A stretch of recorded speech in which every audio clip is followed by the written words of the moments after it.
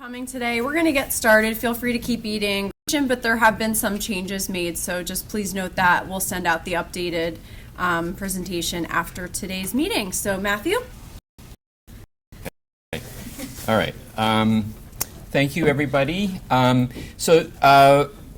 doing this, originally Deb Morley and I were going to be giving this presentation together at the meeting a month ago that was canceled because of the snowstorm, and it's probably just as well because there have been some changes, as Sandra indicated, since then.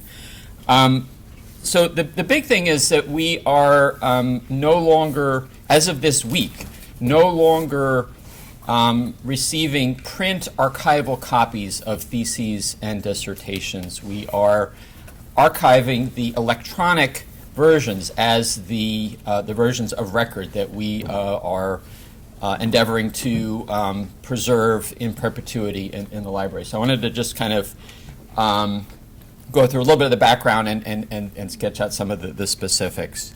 Let's see. Okay.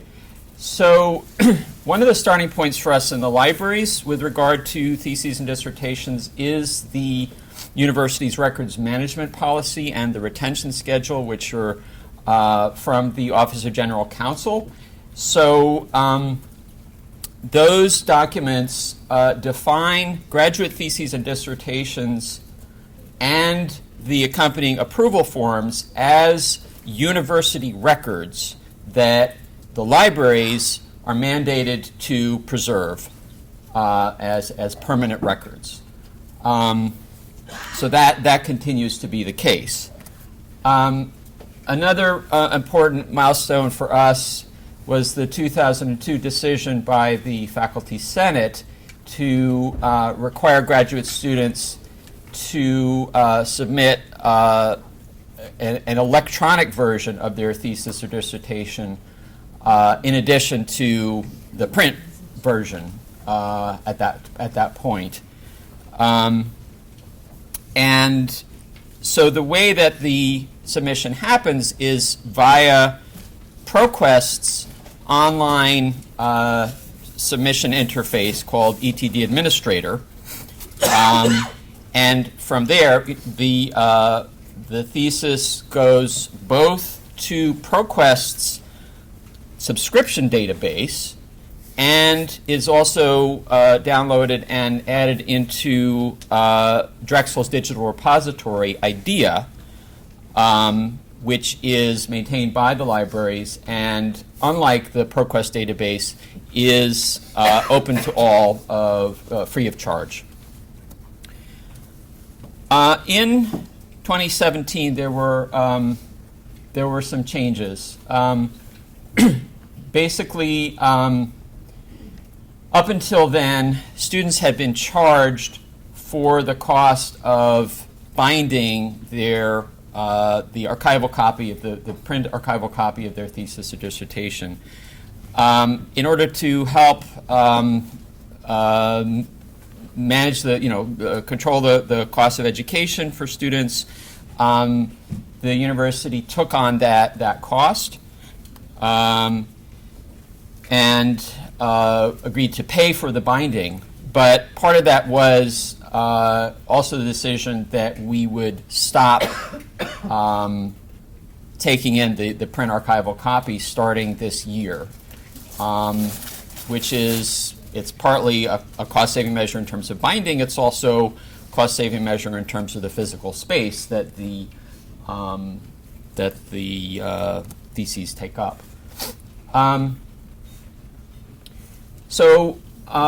Literally as of the end of this past Friday, this change went into effect, that going forward, graduate theses and dissertations are being submitted only in electronic form. And students are certainly welcome to order print copies for themselves, either through ProQuest or through other vendors, but they're no longer coming to the archive and to the libraries and being archived in print form. And so this is applying across the board, both for the graduate programs that are overseen by the Graduate College, and also the programs being overseen by the College of Medicine's Graduate School of Biomedical Sciences and Professional Studies, although the specific dates are a little different because of the semester system versus the quarter system.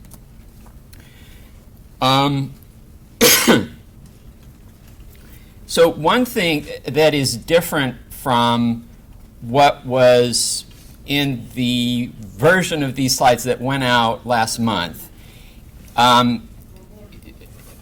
up. The thesis approval form, which previously was submitted in print form, is also now being submitted electronically. At this point, rather than being submitted as a separate upload, it should be included as the first page of the thesis or dissertation in the PDF that is submitted to the ProQuest site.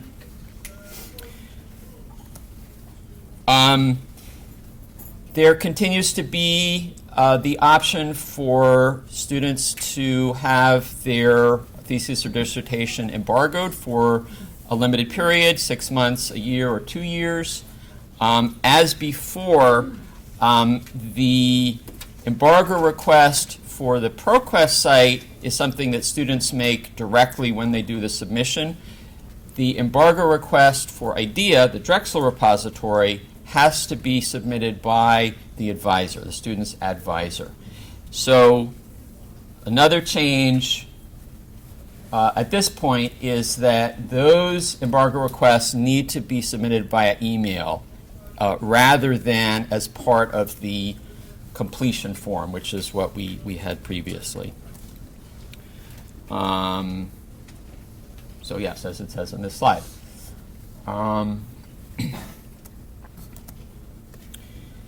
And then, yeah, just the kind of background for this, as I said at the beginning, is that the libraries, and specifically university archives, are taking on the responsibility to preserve these electronic records for the long term as the archival copies. So that is it. I have our email addresses up here, but does anybody have any questions at this point? Yes, sir? The thesis approval form, you said that would be the electronic submission of that would be facilitated through the submission of the entire document. Yep. So would the students, faculty, committee be signing off on it and scan a copy? That's the plan. Yes. Okay. Yes. All right. Thank you. Thank you. All right. Not sure how to get out of this, but. Professional development stuff. Sure. Before you have to leave for leaves. Yeah, why don't you do that? So we're gonna insert a 1.5 agenda item here for Steve Schafling, who's gonna share some upcoming events. Is that a file? I don't. Oh. Hang on a second. I'll try and do it quickly. I'll tell you what. Where's take your time. I'm gonna do it on my phone. Faster. Yes.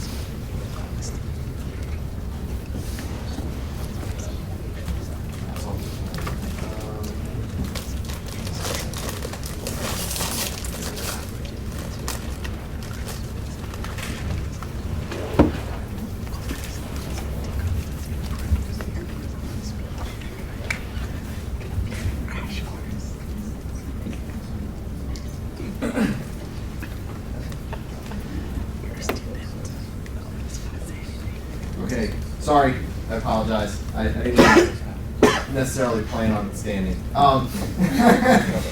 Just real quick, there's 3 upcoming professional development events that I wanted to mention because everybody in the room is eligible for them. April 20th from 1 to 2 p.m. there is a webinar via Academic Impressions which everybody in this room is able to take for free and sit at your desk, or you can do it on demand later if you'd like, which is the 4 components of creating a first-generation student success program. So there might be potentially some good stuff that comes out of that. May 9th, there is a NACADA webinar from 2 to 3 p.m. Using the core competencies to create a professional development plan for advising. I've already purchased this, so that's May 9th from 2 to 3 p.m. I just need to locate a room. So what I'll do is I'll find a room. That's the NACADA webinars are one where we all have to be in a room and view the webinar together. The academic impressions ones you can view right at your desk. You don't need to be in the same spot. And then there's one more academic impressions webinar on July 13th from 1 to 2 p.m. The 5 successful components of intrusive advising. So all 3 of those are open to everybody in this room. Natalie has the guts of those and the links to the descriptions to all of them. So what we can do is we can just forward them to the whole group. And I appreciate you giving me the 30 seconds because I have a meeting at 1, so I'll have to jump out. Okay, thanks. Okay, so the next item on our agenda is to sort of share a plug for the upcoming Drexel Emerging Graduate Scholars Conference, which many of your graduate students are participating in and presenting at, which is coming up next Thursday. It's an all-day event.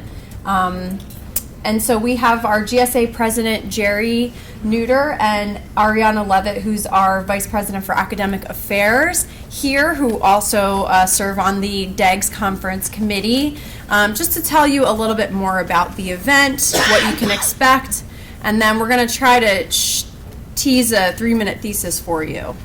Just so you guys know, the sound is coming from the laptop, but it's pretty loud, so I think everybody should be able to hear. And our folks online are tuning in, so the mic is here if you don't want to stray too far.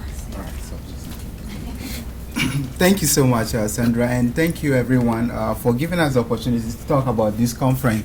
Last year, we started this Drexel Emerging Graduate Conference because we saw the need for our graduate students to share their wonderful research that is going on campus. So we sought an interdisciplinary platform for all students or graduate students to do this. Last year's program was very successful. We had over 300 or 400 students, faculty and staff attended. We gave some awards, monetary awards and other things, and our donors, that's the Graduate College and the Office of Research, saw the need to continue this program. So this year we are doing it again, and we want to just give you a brief overview of what is going to happen on April 19th. So I'll give opportunity to Ariana to. So this year we have 60 graduate students presenting posters and 24 giving oral presentations.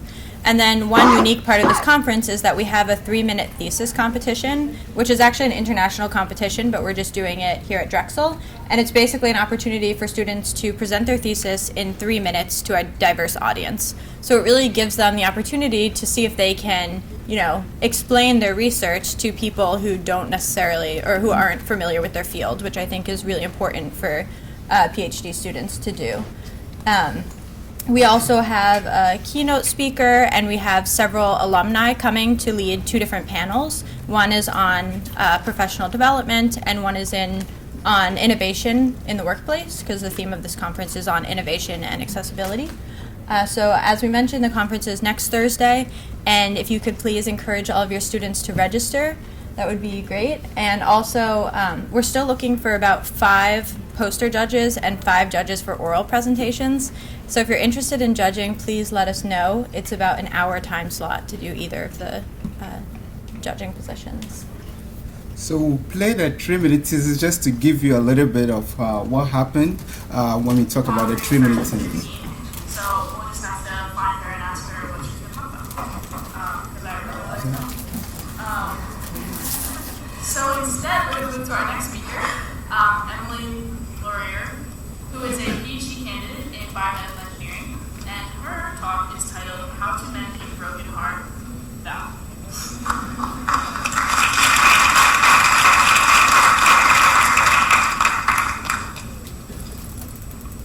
The heart is often described poetically as feeling achy or full of love. My project focuses on mending broken hearts by keeping them that tightly regulate blood flow through the intricate compartments of the heart. Unfortunately, 5 million Americans annually are diagnosed with heart valve disease, and this is when their valve tissue becomes stiff or degraded, leading to dysregulated blood flow through their heart. Now, amazingly, we can replace this damaged tissue with heart valve replacements. Heart valve replacements are made up of cardiac tissue from cows that are sewn into a similar shape to human heart valves, and they've been shown clinically to restore normal blood flow to the heart. Now, unfortunately, these heart valve replacements also undergo degradation and stiffening, again leading to dysregulated blood flow through the heart. So why are these valve replacements failing in the body? Well, when you implant a foreign material into the body, it causes inflammation. Cells of the inflammatory response aim to degrade and remove anything it thinks is dangerous to the body, like a foreign material. But what if we need these materials to beneficially interact with the body, like a heart valve replacement? My thesis focuses on understanding the relationship between cells of the inflammatory response and heart valve replacement failure so that I can modify the valve to prolong the lifetime of the valve in the body. Specifically, I want to focus on controlling macrophage behavior. Macrophages are the primary cell type of the inflammatory response, and interestingly, they exhibit both pro-inflammatory and anti-inflammatory behaviors. Imagine you get a splinter in your finger. The first thing that happens is a pro-inflammatory macrophage moves to the site of the splinter and aims to remove and degrade that foreign material. Then, anti-inflammatory macrophages move to the site in order to restore and repair any damaged tissue. Sometimes, however, this transition from pro-inflammatory to anti-inflammatory macrophages becomes halted, and that's when we get chronic inflammation. And here lies the culprit of heart valve replacement failure. We believe that due to a prolonged inflammatory response by pro-inflammatory macrophages, the valves begin to degrade and stiffen. My goal is to design a surface modification where I can add anti-inflammatory molecules to the valve tissue to inhibit inflammation and promote an anti-inflammatory macrophage response. Instead of the heart feeling inflamed, I want to restore the wholehearted functions of heart valve replacements. Thank you. So Emily was the People's Choice winner last year, and this year we're still going to she won some award, monetary award. This year we're still having presentation all over the Drexel graduate programs, and we from every program that you can think about. So we encourage you to come. They use this 3 minutes to just talk about their thesis, and it's an international competition that we actually introduced in Drexel last year. We encourage you to talk to your send this information to your student and other people in your department and program, and encourage them to be part of this event. There are a lot of connections to make for students, and also to continue their project, and it's for student and by student and through the help of faculty and staff. So we encourage you to support us. Yeah, if you I think that's it. all right. If you have any question, we are happy to answer if any.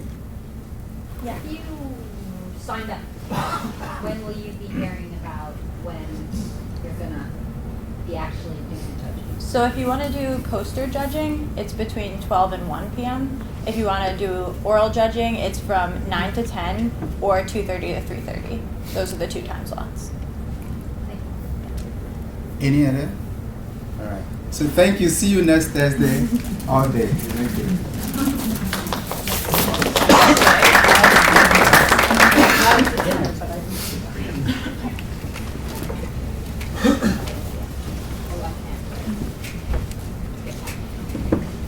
All right, so next we have the president of our International Graduate Student Association, Melvin Matthew, to introduce us to a really exciting event that is happening this Thursday, April 12th, from 5 to 8 p.m. in the main building, Great Court.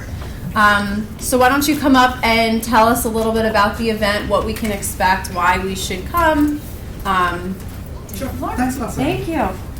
I did not realize I would be addressing this meeting today, so I'm a little unprepared.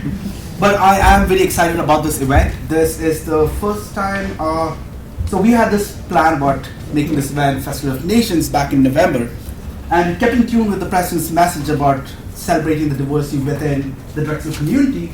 So essentially what we started with was we wanted we have so many cultural organizations within Drexel itself. I know it's debarred as undergrad and graduate, but we don't want those titles. We want to celebrate it as the university itself.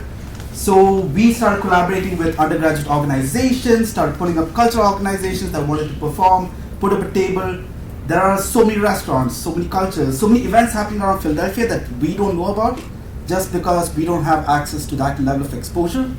And that is what Festival of Nations is trying to achieve over here. So as of now, we are collaborating with 19 organizations, putting up events this Thursday between 5 to 8. We will have about 8 to 9 different cuisines that are being served, finger food, so everybody can taste something, see if they like it, find out where they can get more. We have student cultural organizations that are putting up tables and will tell you about future events of their own, which some of them sound really exciting, and I would love to have gone. And we also have city representation from the city of Philadelphia. We have the managing director of the city of Philadelphia coming down, and he will also be talking for this event. So hopefully what we aim to achieve is if we can make this an annual event where Drexel University celebrates the Festival of Nations along with Philadelphia supporting it, I think it would be something that we can hang on to for later on. So I'll be excited. Everybody's more than welcome. Please do come for this Thursday between 5 to 7 is the Great Court, and the performances will be in the main auditorium. Thank you. Thanks. Thank you, Melvin. So that the event has been sort of just started.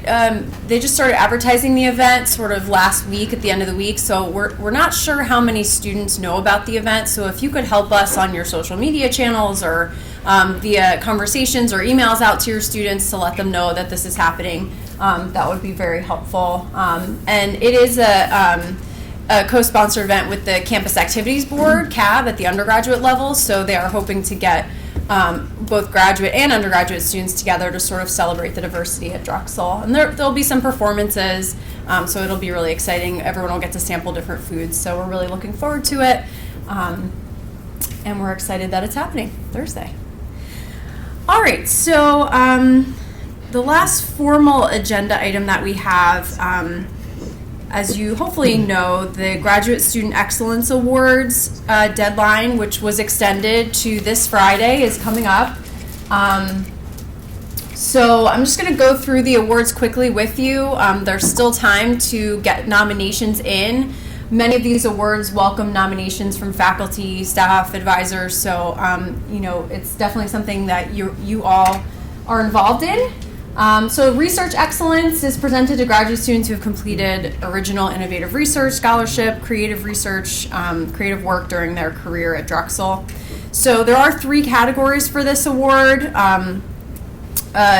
post-candidacy, advanced doctoral student, pre-candidacy doctoral student, or master's continuing through a doctoral, and then one for a master's student.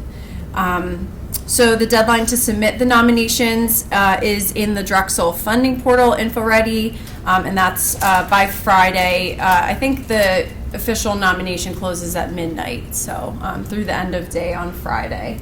All the information, all the nomination materials that are required are posted on the Graduate College website, and I'll link to that in a minute.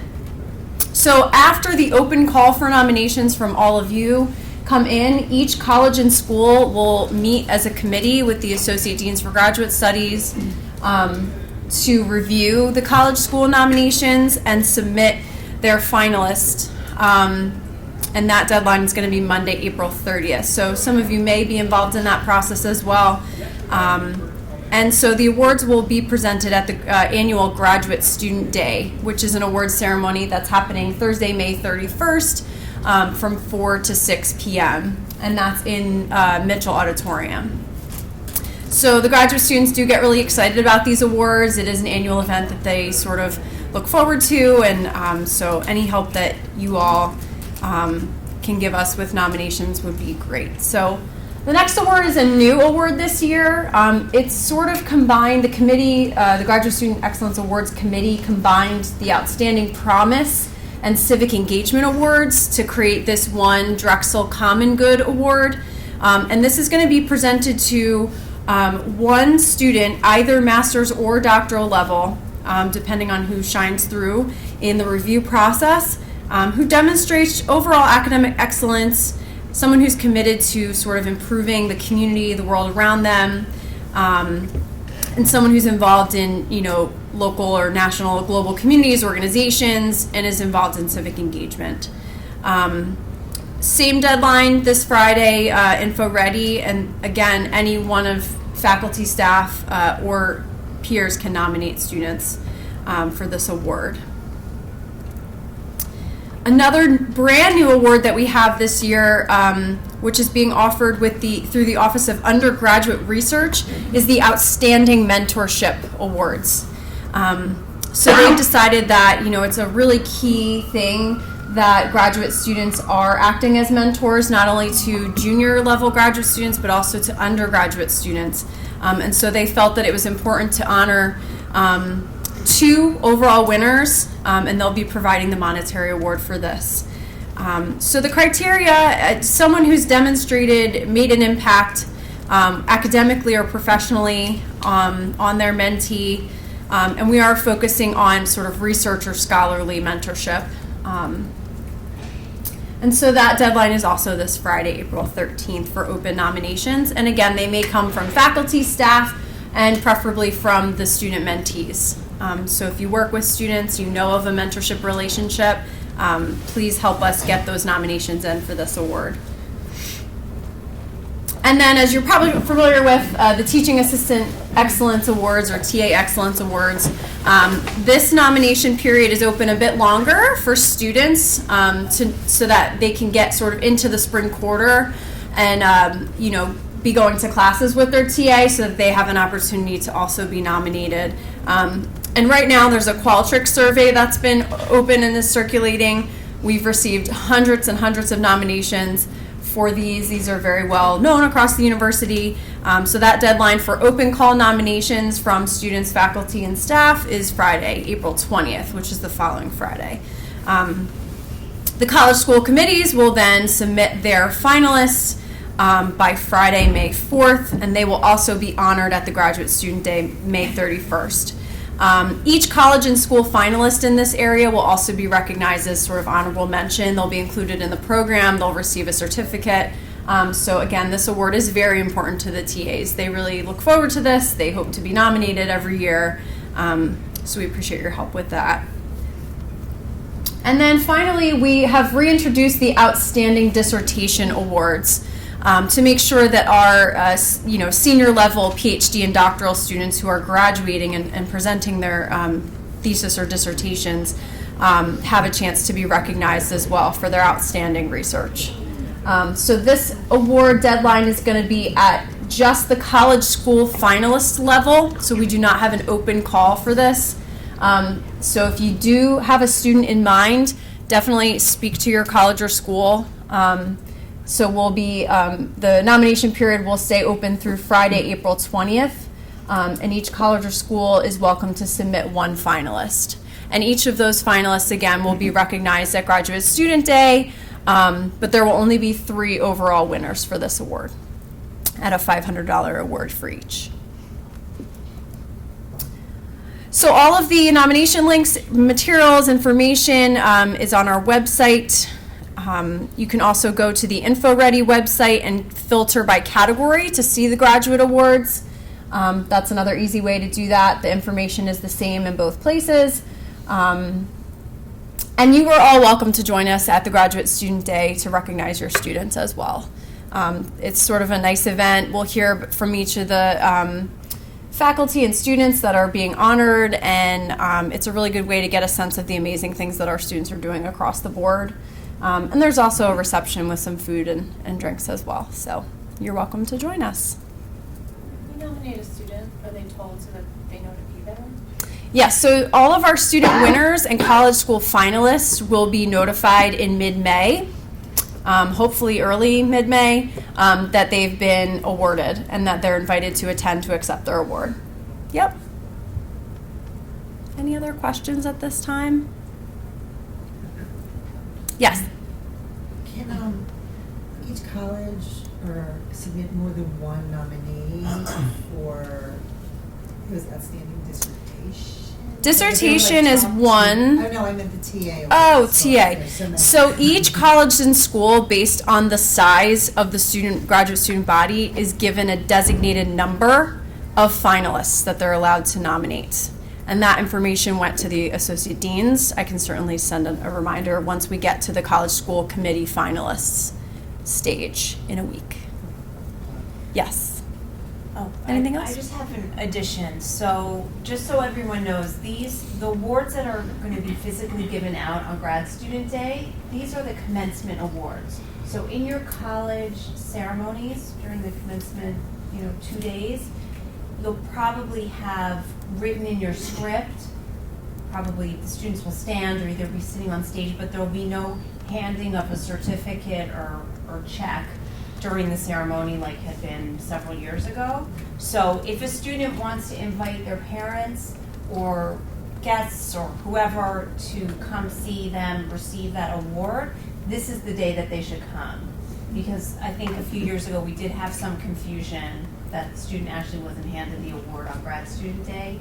It was handed out at their college ceremony, but this is where everything is going to be physically handed out. And that I'm working with Melissa England and the collegiate team to make sure that they know that, just so there's no confusion. Any questions about any of that? Okay. So as promised at this time, if there are any programs, events, initiatives that you all have going on in your academic units that you'd like to share, I'm going to start with one that's happening in the graduate college. We have our monthly coffee hour seminar series, which is a professional development workshop. It is open to faculty, staff, graduate students, and particularly the topics for the past few workshops has been teaching and pedagogy. So we've invited our teaching assistants, especially to come and hear from some of our faculty across the university on different topics. So Friday's topic will feature creating user-friendly, student-centered syllabi. And so that's going to be 12 to 1:30 in the Graduate Student Lounge, which is in the basement of the main building. Lunch will be provided, and we welcome all of our graduate students, faculty, and staff who might be interested in the topic to attend. Any other announcements? Anyone have anything they'd like to share with the group? Yes?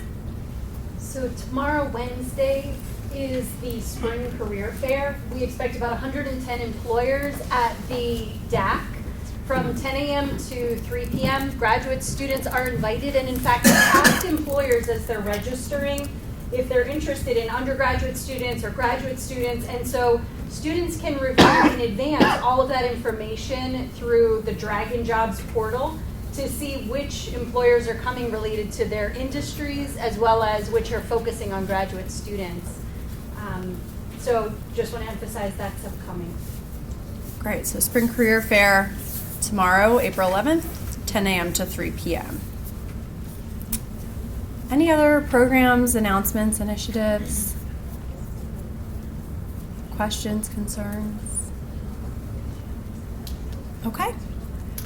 Just one more thing. Yeah. So for the next grad advisors meeting in May, well, one thing, OUR, Joseph and Terry, they're at the Lucian conference this week and same with AIS, so we purposely did not include any sort of registrar-related updates at this meeting because I don't want to speak for them, so probably next month we'll include them. But the other thing that we wanted to do for the May meeting is talk about health and wellness. It's been on our health and wellness, resilience, grad students, all of those really important topics that we all deal with at various levels in all of our roles.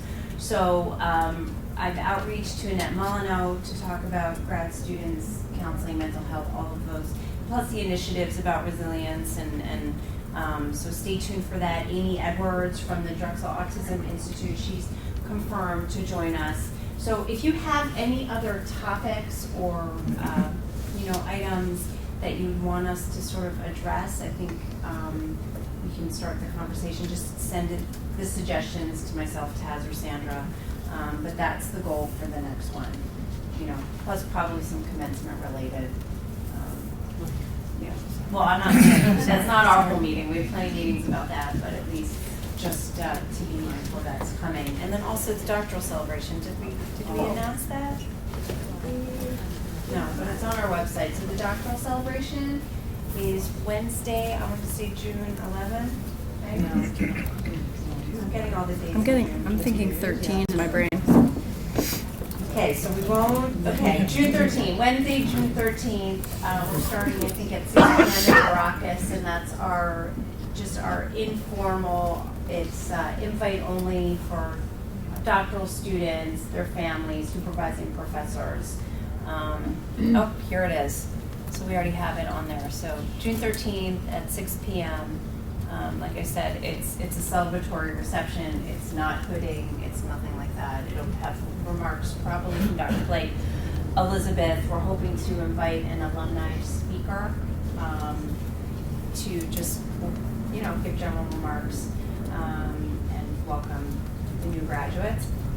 The Drexel Day of Mindfulness is coming up April 18th. I don't know if you guys saw that. There's going to be an author, very prominent author coming doing 3 different talks. You can sign up for one or all 3. You can also go online and view it online. You can sign up on the HR training portal for it, and there's a website as well for Drexel's Day of Mindfulness.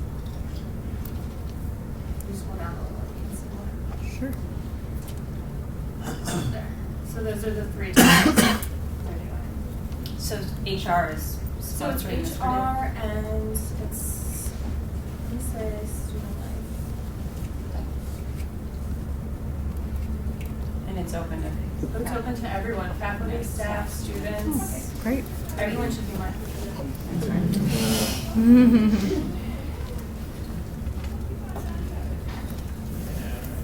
Great, thank you. Thank you.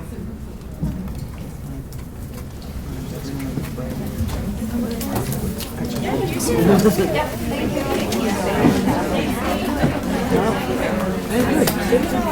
Yeah.